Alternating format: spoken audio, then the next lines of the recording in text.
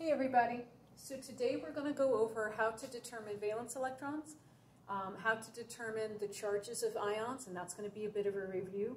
And we're also going to go over how to write ion names and how to write ion formulas.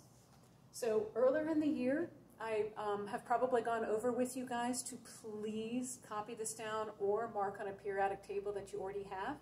You need to know the number of valence electrons that all of the different groups have, and you need to be able to determine the charge. So I'm going to do valence electrons in red, and I will do the charges in blue. So valence electrons, this entire group here, group 1, the alkali metals, they all have one valence electron. Let me go ahead and change that, and I'll write it right there. The alkaline earth metals, group 2, they all have 2 valence electrons. Transition metals have no pattern. You have to look it up every time. We come over here to group 3 of the main elements, and we have the group starting with boron. These all have 3 valence electrons. Carbon's group have 4. Nitrogen's group, they all have 5. Oxygen's group, they all have 6 valence electrons. The halogens, fluorine's group, they all have 7. And the noble gases all have 8 except for helium, which has 2, and I'm hoping that's showing up on the screen. I will write 2 valence electrons there for helium, just to be sure. Okay, now let's talk about charges. Remember, less than 4, it's easier to donate electrons. So when you give away a negative, you become positive. So all of the alkali metals end up with a charge of +1. All of the alkaline earth metals end up with a charge of +2. Again, the transition metals have no pattern. The only thing that you know is that they are all positive. Okay, boron's group, group 3, they all give away 3 electrons to become +3. And you're thinking, oh, it's just the same thing as the number of valence electrons. But no. Carbon and silicon have 4 valence electrons. They usually form a different kind of bond. They form covalent bonds. We're going to have to come back to that later. But for right now, what you need to know is that they can form a charge of either +4 or -4. They normally don't do either, but it is possible. In this particular unit, when we are talking about ions and when we are talking about formulas, we're often going to be talking about the negative, the anion. We'll come back to that.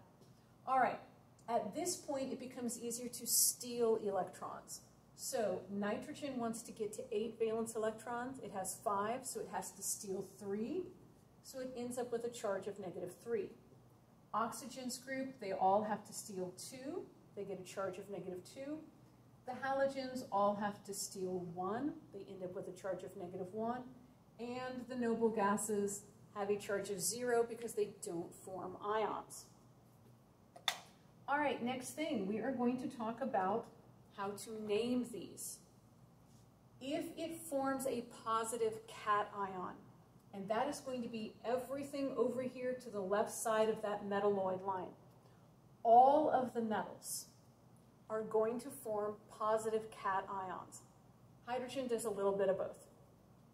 In order to name a cation, all you do is write down the element name and put the word ion after it. So let's say here we have potassium. We are going to say potassium ion. If we have silver, that is silver ion. Boron, boron ion. Easy enough, right? Okay.